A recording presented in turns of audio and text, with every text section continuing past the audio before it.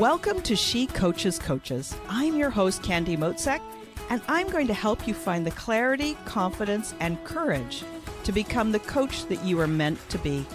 If you're a new coach, or if you've always wanted to be a life coach, then this is the place for you. We're going to talk all about mindset and strategies and how to, because step by step only works when you have the clarity, courage, and confidence to take action. Let's get started. Hi there, and welcome to this episode of She Coaches Coaches. I've got a real special guest for you today. His name is Joey Ragona. And Joey, did I pronounce your last name right? I don't know. Ragona. Ragona. You just put the rang in there, but that's okay. That's cool. Okay. It's Ragona. And we're not going to trim that either. This is an unscripted kind of conversation. But before we dive in, I want to tell you a little bit about Joey. So he is my marketing mentor, and he has this really odd style of marketing. And I say that tongue in cheek, right? Mm-hmm.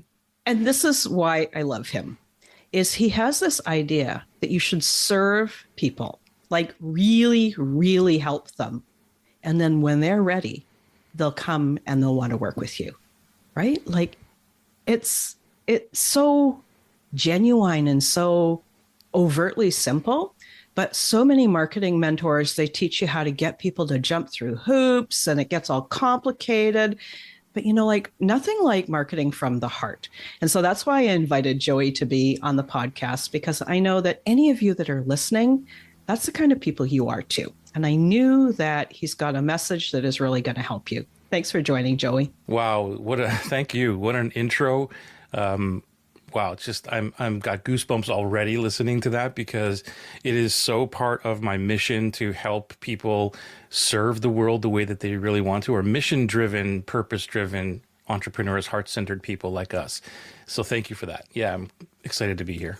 Yeah, totally. So what do you want to talk about today? I was going to ask you the same thing, because, you know how we gel, right? We just like to open the mic, start recording, have a conversation, no scripts, no pre-recorded questions or anything. Nothing wrong with that. But let's just have a conversation. What do you think would help your audience? What would help them move the needle in their business? And we'll just go from there. Yeah. So for me, I think one of the key things that I learned from you, and I think that it will help my audience, is the concept of dream client. And that place where you identify who they are, how you go about identifying them, and then this radical permission, like just giving yourself radical permission to work with those people. So it's a really interesting concept, and it's helped me so much. So maybe we can talk about that. Yeah, amazing. Okay, cool. So the dream clients, just to get the difference out of the way, because when people hear dream client, they sometimes they may think that it's just the same thing as an ideal client avatar, just another way of describing it. And as you know, that's not true. So the dream client really is, in a nutshell, like your best friend who pays you. So imagine having the relationship and bond and all that stuff that happens when you're with your best friend in a business environment, in a transaction. I shouldn't even say transaction, in a relationship. Yeah. And you can just model that and carbon copy that person. How amazing would your life be if you worked with those people? That's what a dream client is. So I'll throw it back to you, what was the biggest aha moment for you? And then we can talk about that. We can jump off that point between the avatar and the dream client. So it's this thing, you asked a question in the training that we were doing, and you said, would you have those people into your home? Like, would you welcome them into your home in the backyard for a barbecue and enjoy your time? And so that is a completely different approach. Like most marketers talk about ideal client avatar or all the acronyms, but it's sort of, that's making a caricature of a person. It's not a real person that you would connect with. And I think that's the difference, is that it adds the human to it. Would you have that person in your home? Would you, would you just be so comfortable and welcoming and thrilled to have them over, right? Yeah, and for anybody listening, that this is not literally you're going to have them over, but this does happen But because sometimes you do. but I do. I literally have my clients over, and I love that.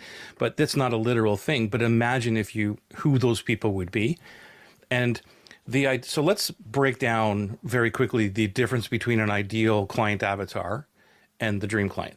So the ideal client avatar is someone who is, like you said, a fit to a business model. That's like, demographics, they're 35 to 50, they're women who, whatever it is. And there's nothing wrong with that. It fits a business model, and that is okay. And I geeked out on this for like years and years, a decade of training on avatars.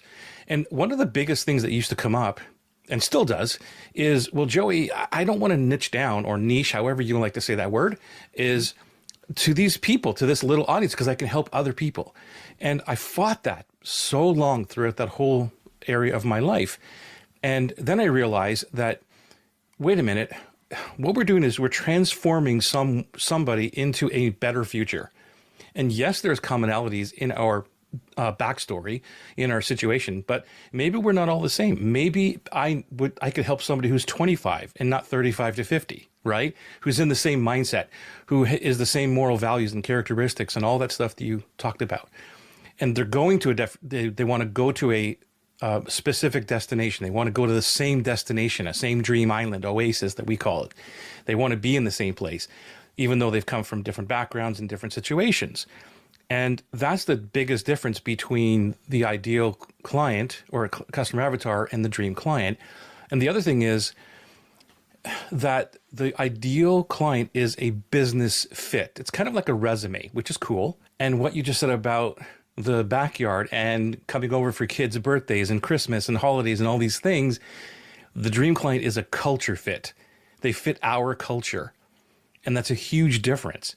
And I just grew up with that culture with my dad. Like, we would have people over for dinner all the time. And I'm like, who are these people? Like, why are they here? And that's the way my dad grew up. It was like he had business associates or clients who were absolute massive friends of his, but they both knew the line between when they were friends and when they were doing business.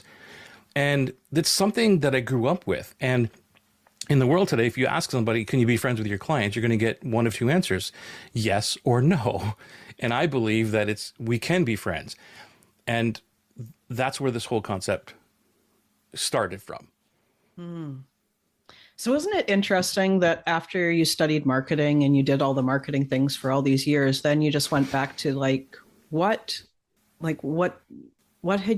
felt right? And also what had you integrated without the official learning? Like what was your life like, right? So how do you take that, what you integrated as just part of growing up, and this is the way things were, and then somehow that transition from that to learning about client avatars, and then saying, well, why does it have to be that way? Why can't it be so amazing and wonderful and heart-centered and mission-driven, right? Yeah, imagine if you could show up to your client or to a call or whatever it is that you're training and just be who you are. Go figure, right? That's the way you are with your friend, your best friend. You call him or her up and you're like, I got a vent. Come on over, I need some help, whatever. Or let's watch this movie and, whatever. And that's the way my life is now. And even with the clients, that helping them bring that into their world. So it's about them first, and it's about putting the people that they want in their life, not clients yet, but people. And yes, those are clients, but who are those people that you want and to be surrounded with, that you get up? Because like today, I was super excited today to just, how can I, this is going to be an amazing time to spend time with Candy today. It's not because I'm on a podcast. It's not because of anything other that may happen or may not happen because of the podcast. It's because I get to spend time with you because you're an awesome person. And I'm not trying to blow smoke or anything like here, but everybody in my world, that's the way I feel. And again, there's not thousands and thousands of those relationships, which is the key. And the key is like, how can I just show up being myself with people who know, love, and respect me, and I do the same back to them. Yeah, I'm just kind of, I don't know, I'm stuck. I'm kind of like stuck for words somehow, because like, why do you think that it's so radical to do business that way? I think that's the thing is like, it's like, I know that when I learned about it, kind of at the head level, but it took me a while. And sometimes Right. I still have that, like, you mean I could really just do it that way? Like that, so there's still that place where, like, to give yourself permission to actually create a business like that is a very different.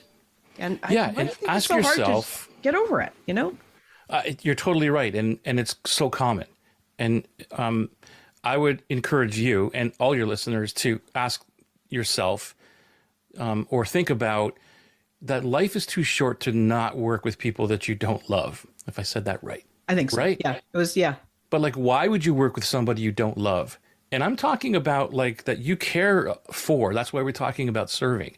And this goes beyond, it's just about how can I truly serve someone today to move them along if I truly care about people. And a lot of people have lip service. I'm sure they're not your audience, but we've seen it and heard it before. We've been in those circles and those things.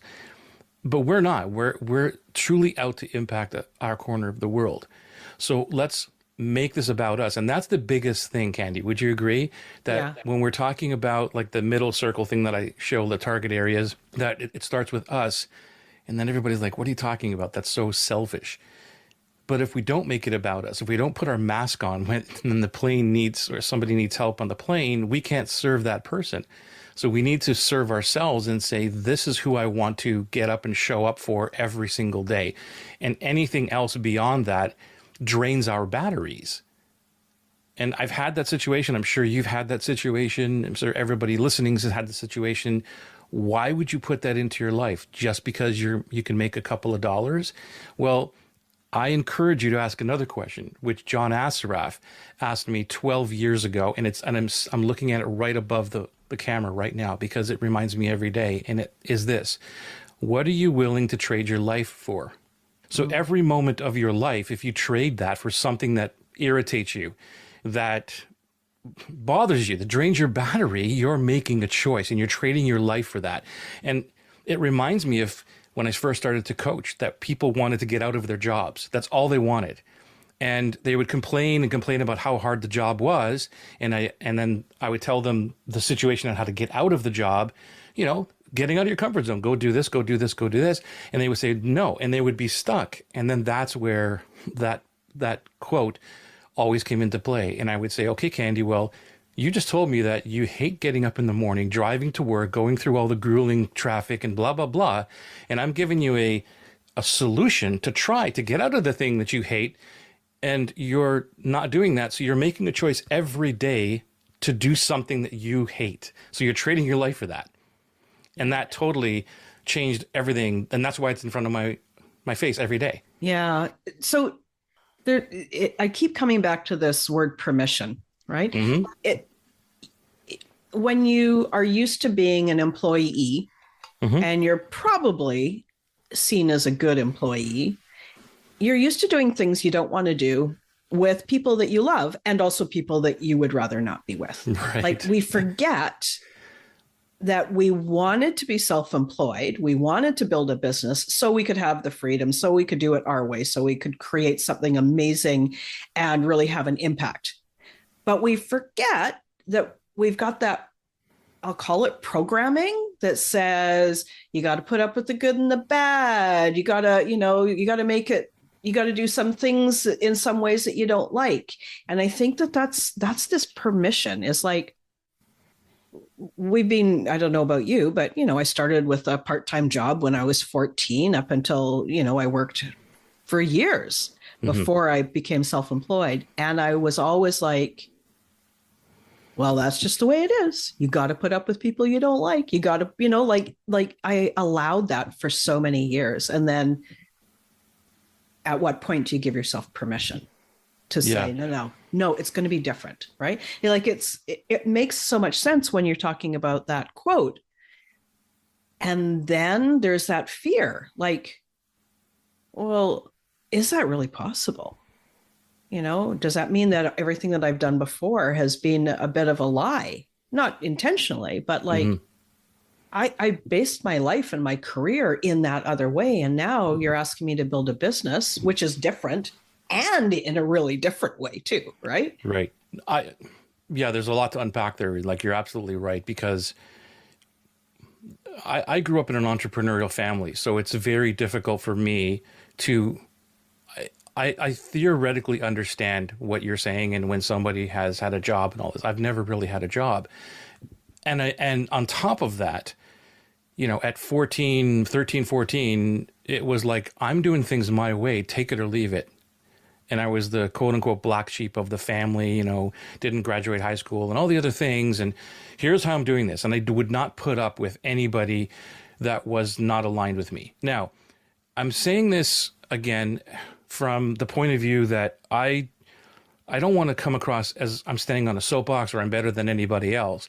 There is a part of entrepreneurship that I believe is called strategic commitment, which is putting up with stuff that you may or may not like, or you may have to go do something or whatever, right? And that's a whole other discussion. That's a whole other rabbit hole. But it's not that we don't do the things that we don't want, but it's how long are you willing to do that and to be conscious of it. So for me, it was, this is no longer working for me. Like in 2007, when I started working on my mindset from John Asseroff, who I met 4 years later, which is uncanny, was up to now, this isn't really working. This whole, how's your day going? And people say same day, different, right? Yeah, yeah. And I was like the same thing. And my business really wasn't working. And that's when I went into the positive mindset, like really working on my mind. And from that was 2007, haven't looked back. And at that point, though, here's where it comes back for full circle back to you, which is a lot of the people in my life, on my circle, are no longer in my life. Not because of some of it because of my choice, but a lot because of their choice, because they didn't really connect with what I'm doing and the positivity, and they'd be wanting to talk about news and all these other things. And I'm like, I just don't want to be involved with this small talk anymore. So the circle changed, and it was a choice, and I can't be happier. And it's not because they're bad humans. It's just that they don't align with me. And that's the core of the dream client. It's the people are not bad. There are some not so nice people, but generally the people who don't align with us on a core level of moral values, beliefs, all of those things that kind of, you get that little irritation of the stomach. You're like, I don't really want to see them. Maybe once a year is good enough for 20 minutes at a party and like high and by, right? Those are not people you really want to hang out with.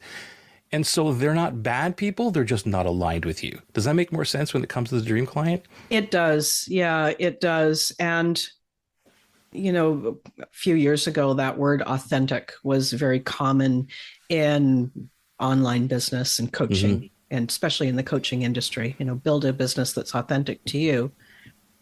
And it was a bit of a slogan, I would say. But this is an actual real thing. And that's the difference, right? Like to be authentic to yourself, what you want, who you want to be, know who you are, and then to call in people that are aligned with that, people that you genuinely enjoy their time. Yeah. Yeah, you show up in the world as you are. That's the other the hardest part too, is because it's like when you remove the masks and the veil is gone, all the things, and you show up in the world as you are. We're humans and we don't like to be judged, but there are people who are going to judge us. There are people who will disagree with us, and that's hard. However, on the other side of it are people who totally agree with you, and we're not being jerks. We're not coming out and, it's not a political thing or anything else. Just like, here's who I am, here's what I believe in, here's what I love, here's what I stand for. And the people who align with that will naturally be attracted to you. And then you have your superpowers. You're talking about, this is what I do well, or you just demonstrate that, and it's a better way than just selling what you do. Here's how I can help you, whatever. And people, the dream clients will recognize that. They will see it themselves. They will, well, you tell me, you're a dream client. How did that happen to you? Did you recognize anything Yeah, my totally. messaging or what I was doing demonstration.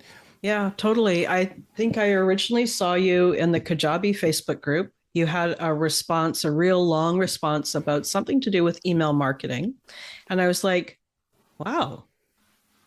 I actually, copied the text and put it into a Word document so I could actually read it. And I was like, wow, that's so helpful. Then I went and used it and it helped. And Right. I didn't know you. I'd never Yeah. met you, weren't Facebook friends even. And it was so helpful. And then over time, I kept seeing your name come up. And every time I saw your name, I thought, man, that really helped with my emails. Boy, that really made a difference.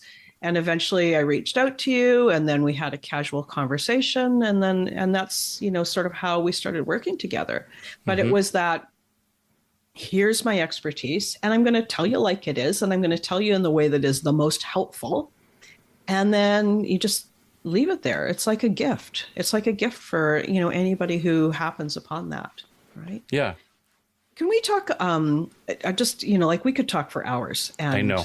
I get that, but can you give, knowing that the audience are new clients, sorry, new coaches who are wanting to start a business. So if they said, well, this sounds amazing, be authentic to yourself, create a business that you love and work with dream clients. Can you give us just a couple practical tips about like where might they start and how might they go about that? It's a broad question because there's Okay. so many answers to it. Can we narrow it down to like what do you mean start? Yeah. So let's look for like two or three practical tips to identify your dream client. Let's Okay, think about that. that's clearer. I think the best way to start this is with the dream client DNA. And for you could just use a piece of paper that has two columns. One is like the dream client, here people I love to work with or I'd love to work with, and people that are not the anti-avatar, which is the total opposite. And so for anyone listening, it's probably easier for you to identify right now people who you don't like or characteristics and things like that, and start with that column. Just write down stuff that just bothers you. And this is not marketing. This is your internal document. So go wild, go hog wild, crazy on this, and be very deep. Like to just go to levels that if I could wave a magic wand and create the absolute perfect person for you, who would that be? So everything that you don't want to be aligned with or associated with, and then everything that you will be. And on the dream client side, no matter how many times I say this, and then when people first start this, they don't go deep enough because our logical brain gets in the way and says that's impossible. And you have to fight that because it's just a dream right now. Don't worry about it. There's nobody who's going to tell you yes or no, and it's just you're putting this on a piece of paper, but you're actually you're creating an intention that your subconscious is now going to work on. The universe is going to start to deliver. It's more about like who is the absolute perfect person that I want in my life. And for the dream client side, I would start with your best friend. And or if you have a client that you absolutely love, then carbon copy that. What do you love about Candy? What's the best things about her that I love? And write all that stuff down. And that's the first step I would take. Like, as you know, Candy, it's all about the dream client. It's Yeah. all about that avatar work and stuff, right? Mm-hmm. Mm-hmm. And so many people miss that step or they do it too quickly. And the reason why my program is in play is because of that reason. So when they come into my world, as you know, it's like, I've already done all that work. Well, you haven't done it deep enough. And that's the reason why you're struggling to get clients. Right. And some of that you're talking to me because I've done your program two times around now. And the first time I did it, I did the dream client work and the anti-avatar work, and I was like, good. And then I was like, no, there's more there. And it's almost like you need to have that document out, Yeah. like on my desk almost, right? So that as things occur to you, because something will occur to you at 4 p.m. on a Tuesday, and you'll be like, oh, that's something that's a characteristic of somebody that I would love to work with, right? And so to Yeah. keep, it's almost like a living document, and I think that that's enough. Like just the people who are listening to this episode, if you do what Joey says, grab a piece of paper, draw a line down the middle. On one side, that's your dream client. On the other side is your anti-avatar. And you start to create this list. And this is, like he said, your document. Just in being conscious of it, you are creating that intention, and you naturally will start to, it's like your radar starts to look for those people and automatically starts to, I won't say repel, but starts to kind of like, it's like they don't even see you. Those other people that are not your match, it's like they don't even see you. No, well, repel is a good word. Like that's part of what marketing is. Like most people think that marketing is attracting, but it's not. 80% of it is about repelling the wrong people. Not in a bad way, but just because you're showing up the way you are and people read your stuff or watch your video and they're like, I don't agree with that guy's saying. They're not going to watch me anymore. They're just going to, delete me off their Facebook page or whatever. And that's cool. And that's what you want. And just one other thing before we wrap is would be when you're looking for dream clients or when you're thinking about the dream client, think about it this way. If I gave you like this, to go out into the world to find a brand new friend, what would you look for? Mm-hmm. And that's kind of what the dream client is all about. Yeah. Like, I want to go pick a new friend. If I gave you that as an assignment, go pick a new friend, what would you look for? And that's where you start drawing out your dream client, and then step into that. When you go on to social media or on a podcast and everything, be who you are. And knowing that some people are not going to like what you're saying or how your voice sounds or whatever it is. And that's cool. But the other ones who do, just completely attracted to you, to what you're saying, because you're true and quote unquote authentic, which is right. And you're just showing up in the world. And it's a magic how that happens. People come to you. Thank you. You're welcome. That is so helpful. Wow. So I've really enjoyed the conversation. So tell people how they can find out more about you. How can they come into your world? All this stuff. Thanks. That's cool. They can go to strategicbusinessacademy.com, strategicbusinessacademy.com. And there's a whole bunch of stuff there that they can watch for free. I'm sure there's a way they can get onto my email list if they want to. You can actually, if you want to email me directly, can I give my email address? Yeah, for sure. Yeah, I'm going to put it in the episode notes, the whole thing. Yeah. Yeah, it would be joey@strategicbusinessacademy.com if you just want to reach out and have a conversation. And then there's the Facebook group, which is, I'll just drop the link in for you because it's too, instead of saying it, but we'll drop the link in and you can join the Facebook group. That is really cool because there's so many amazing humans in there that are just out there to help each other. And that's where we gather and just surf. So thank you for allowing me to say that.